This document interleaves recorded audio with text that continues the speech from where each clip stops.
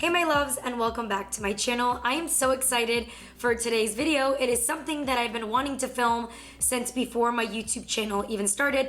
I just wanted to wait till the right time to do that, and the reason being is because of two reasons. Number one is I wasn't really sure what my complete thoughts on this item was until just recently, and I'll get into that in just a second.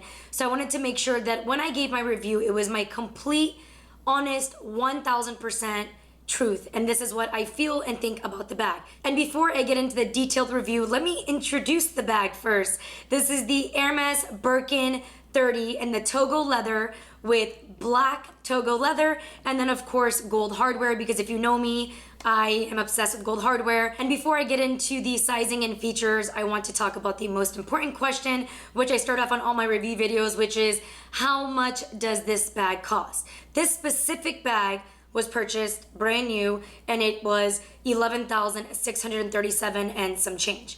And of course, that's not how much I paid for this bag. In order for me to purchase this bag, I had to pay a fee, and that fee was to my consignor. His name is Pierre.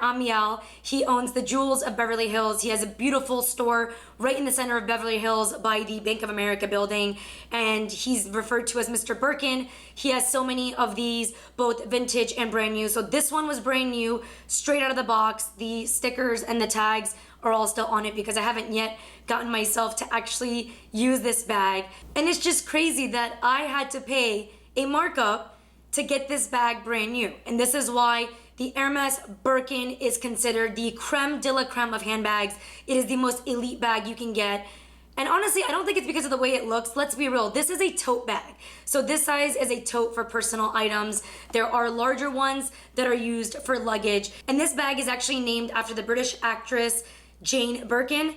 And I guess the reason why they ended up calling it a Birkin was because of some plane ride and some exchange and conversation. If you are interested in the history of the bag, I definitely recommend Googling it. It's actually kind of interesting because this bag first came out in 1984. So this design came out since before I was even born. And believe it or not, they go up in value. So before I get into that, I'm gonna go back to this bag, which is that I had to pay a markup to get this item. And the reason being is that in order to even get this bag, the reason why it's considered the creme de la creme of handbags is, as I mentioned, not because of the way it looks. It just looks like a very basic tote. There's lots of designers that make similar handbags.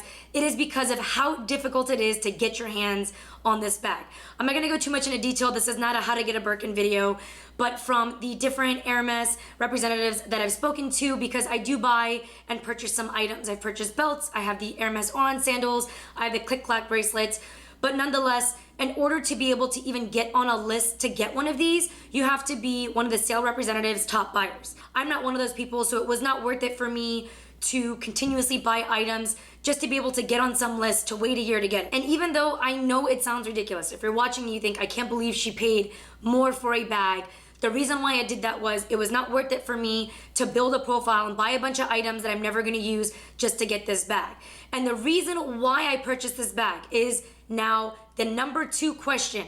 Is this something that's going to hold its value? And is this something that you can potentially at least sell for close to what you purchased for, if not maybe like 60, 70, 80%, depending on the condition?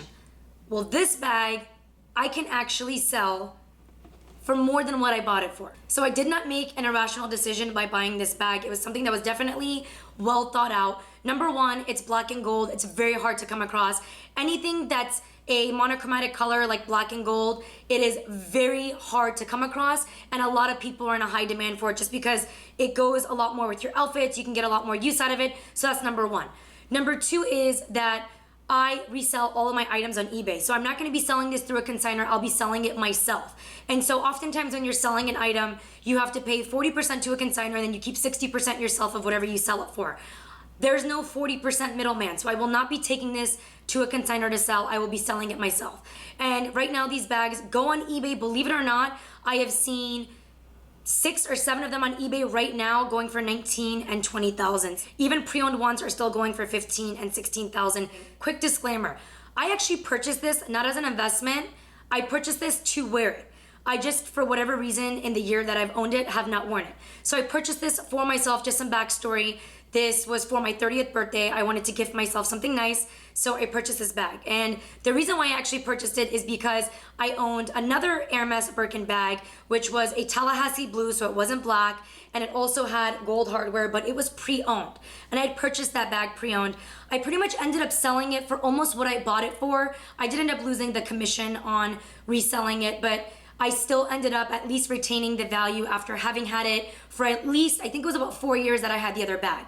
So when I sold that bag, I automatically took the amount I sold off that bag and I used it towards this bag, and then I paid for the difference. And so my intention was to carry this bag. It just hasn't worked out that way. I don't know why. I don't know if it hasn't been the right occasion or the fact that I just don't really carry handle bags, as I've talked about in my other videos. I'm more so into crossbodies and fanny packs right now. And also it's a very expensive bag. And so I'm gonna hold off that thought for just a second, because at the end I'm gonna give you my complete thought on this bag. But before I do that, I just wanna go into the details. So as I'd mentioned, this is black togo leather. This is the Hermes Birkin size 30, and then it is gold hardware. It has the lock and key right here, and that's because you're able to close the bag, which I don't really ever plan on closing this bag if I ever do use it. I don't like the way it looks when it's closed, but you just close it like that.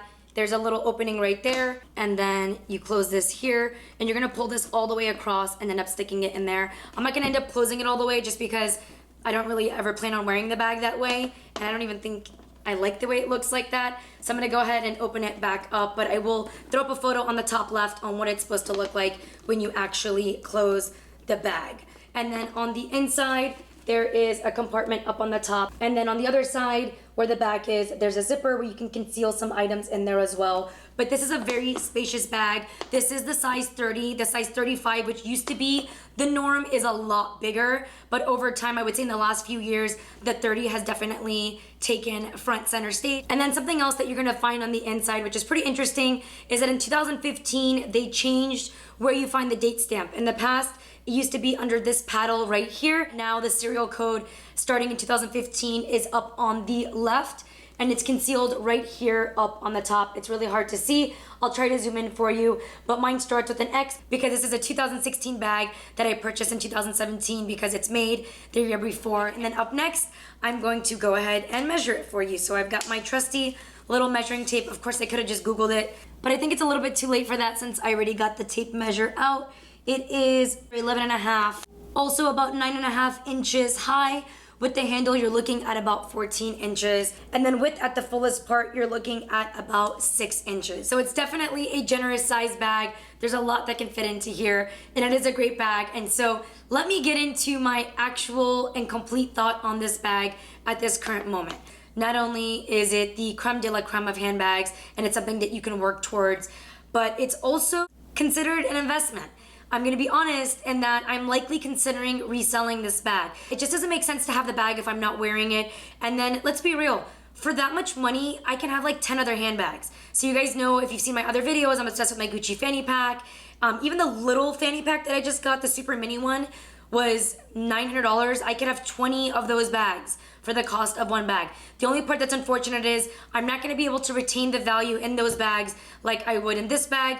So I'm not 100% certain on selling it yet, but I'm pretty much leaning towards it. If you are looking to get your hands on one of these bags, I definitely recommend looking into pre-owned ones. There's no point in paying a surcharge or whatever you want to call it, or taxing to get yourself a brand new one. There's people that treat their bags in such incredible condition. For example, the one that I had before this, it looked brand new. Even though it was not brand new and it was several years old, it looked exactly like this bag. The style does not change. There's not a new and improved version that comes out of the, like, you know when you get a car and the lights change and this change and they add this and that? No, the bag looks exactly the same.